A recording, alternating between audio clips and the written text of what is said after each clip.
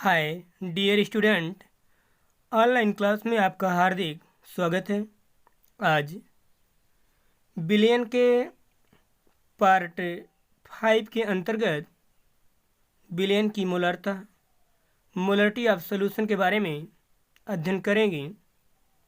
इसके पिछले क्लास में हमने बिलियन की नॉर्मलता के बारे में अध्ययन किया था और आज उसी के आगे बिलियन की मोलरता मोलरिटी ऑफ सॉल्यूशन के बारे में अध्ययन करेंगे। आइए जानते हैं कि मोलरता होती है क्या। ध्यान दीजिएगा, मोलरता हमने नॉर्मलता के केस में बिलियन में तुल्यांकों की संख्या ज्ञात करते थे। यहाँ पर मोलरता के केस में मोलों की संख्या को ज्ञात करेंगे। परिभाषा क्या होती है इसकी कि 1 लीटर, ध्यान दीजिएगा, 1 लीटर बिलियन में उपस्थित किसकी संख्या? विलेय के मोलों की संख्या। विलेय के मोलों की संख्या। 1 लीटर बिलियन में उपस्थित विलेय के मोलों की संख्या बिलियन की मोलरता कहलाती है। कहने मतलब यह है कि 1 लीटर बिलियन में कितने विलेय के मोल हैं, उन्हीं को हमको ज्ञात करना है ना। तो परिभाषा, 1 लीटर बिलियन में उपस्थित विलेय के मोलों की संख्या बिलियन की क्या कहलाएगी? मोलरता। तो मोलरता बराबर क्या होगा? मोलरता बराबर अब आयतन 1 लीटर है, विलेय के मोलों की संख्या ज्ञात करना, जिसको ज्ञात करना होगा उसको हम ऊपर करते हैं। तो विलेय के मोलों की संख्या मोलरता बराबर होगा विलेय के मोलों की संख्या, ठीक है ना, अपान बिलियन का आयतन, अपान बिलियन का आयतन। वो भी किस में होगा? लीटर में, ठीक है ना। तो मोलरता बराबर होता है विलेय के मोलों की संख्या अपान बिलियन का आयतन। वो मान किस में होगा? लीटर में। हम जानते हैं कि विलेय के मोलों की संख्या बराबर होता है विलेय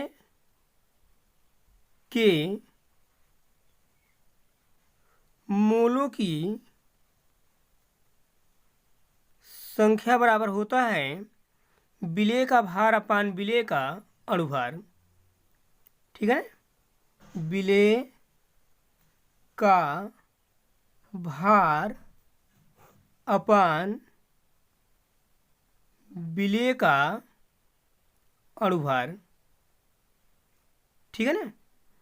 अब इसका मतलब यह हुआ कि यदि मोलरता हमको ज्ञात करना है तो हमको विलेय के मोलों की संख्या ज्ञात करनी पड़ेगी, और विलेय के मोलों की संख्या बराबर होता है विलेय का भार अपान विलेय का अणुभार।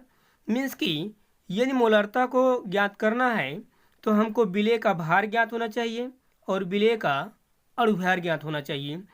तो जब मोलरता बराबर होता है विलेय के मोलों की संख्या अपान विलियन का आयतन, तो विलेय के मोलों की संख्या बराबर हम जानते हैं कि विलेय का भार अपान विलेय का अणुभार होता है।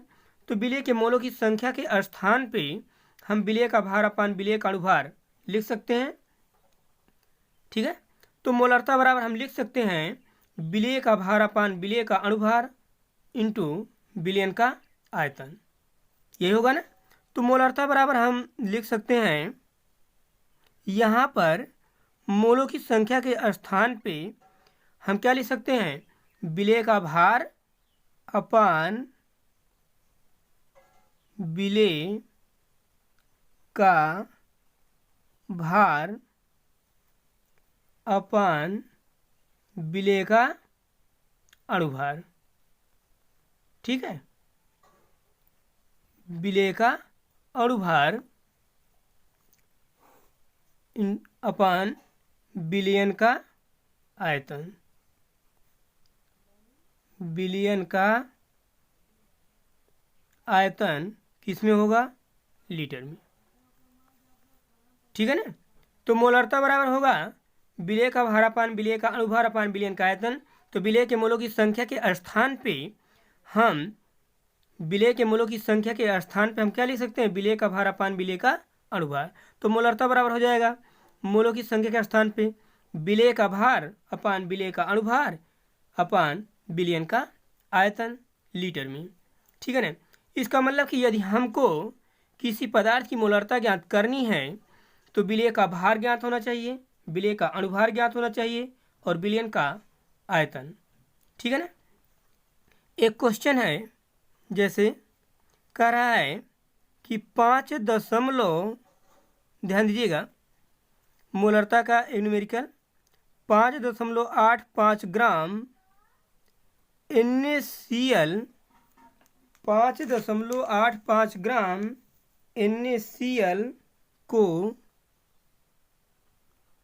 5.85 ग्राम NaCl को 200 ml में घोला गया, 200 ml जल में घोला गया। ठीक है। बिलियन की मोलरता ज्ञात कीजिए। कह रहा है कि 5.85 ग्राम NaCl को 200 ml जल में घोला गया, बिलियन की मोलरता ज्ञात कीजिए। देखेंगे हमको मोलरता निकालने के लिए विलेय का भार ज्ञात होना चाहिए, विलेय का अणुभार और बिलियन का आयतन। हम जानेंगे इसमें कि कौन विलेय है कौन विलायक है। आप जानते हैं कि जिसकी मात्रा कम होगी वो विलेय होगा और जिसकी मात्रा अधिक होगी वो विलायक होगा। कह रहा है कि 200 ml जल में, जल है, 200 ml जल में 5.85 ग्राम क्या घोला गया है? NaCl। इसका मतलब कि NaCl यहाँ पर क्या होगा? विलेय होगा और जल क्या होगा? विलायक होगा। 5.85 ग्राम को 200 ml जल में घोला गया है, इसका मतलब कि इसमें विलेय क्या होगा? NaCl होगा और जल क्या होगा? विलायक होगा। दोनों मिलेंगे तो क्या बनेगा? विलयन बनेगा। तो हमको ये मालूम हो गया कि इसमें विलेय NaCl है। अब हम इसका मतलब कि जो NaCl का भार दिया है, जो विलेय है NaCl, इसका जो भार दिया है, विलेय का भार कितना दिया है? विलेय का भार मतलब NaCl का भार, विलेय का भार मतलब NaCl का भार, विलेय का भार मतलब कि यहाँ पर क्या होगा? NaCl का भार। ठीक है ना। तो विलेय का भार कितना दिया है? 5.85 ग्राम। ठीक। अब विलेय का अणुभार, हमको विलेय का अणुभार भी निकालना होगा। विलेय का अणुभार कितना होगा? NaCl का, मीन्स कि NaCl का अणुभार, विलेय है क्या? NaCl है, तो NaCl का अणुभार, तो NaCl का जो अणुभार होता है, सोडियम का आप जानते हैं 23 होता है, क्लोरीन का आप जानते हैं 35.5 होता है। दोनों को जोड़ेंगे तो आएगा 58, हाँ 58.5 अणुभार है। क्या है? विलेय का अणुभार। हमको एक चीज़ और ज्ञात करना पड़ेगा, विलयन का आयतन। आयतन यहाँ पर दिया है 200 ml। कितना दिया है? 200 ml दिया है। जब मान मिलीलीटर में दिया हो तो उसको हम लीटर में कन्वर्ट कर लेंगे और लीटर में बदलने के लिए हम 1000 से क्या करते हैं? भाग देते हैं।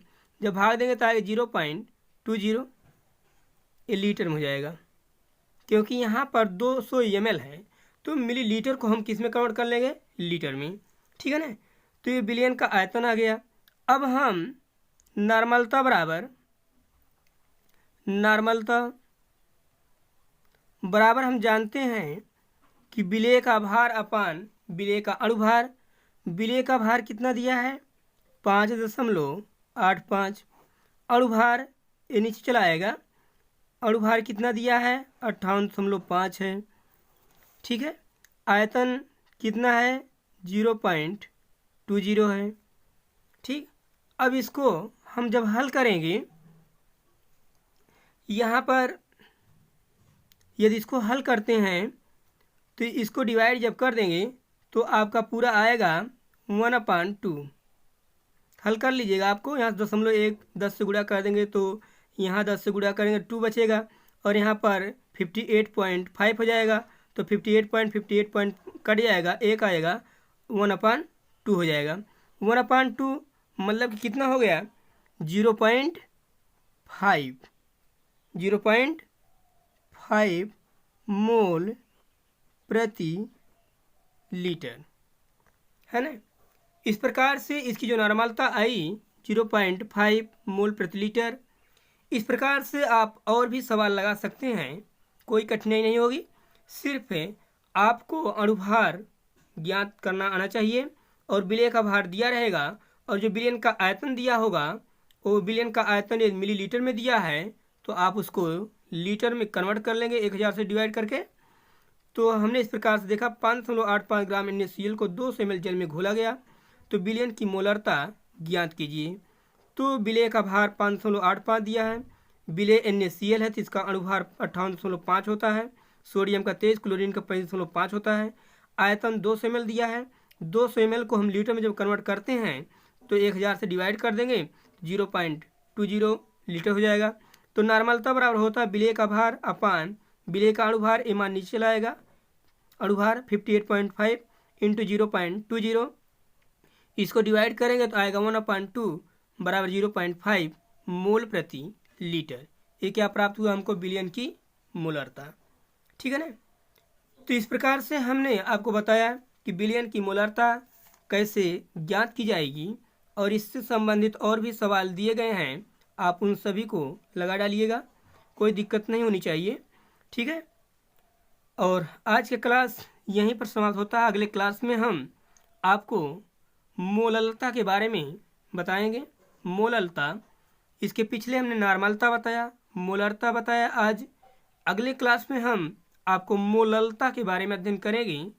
आज की क्लास यहीं पर समाप्त होता है। नेक्स्ट क्लास अगले दिन। Thank you very much.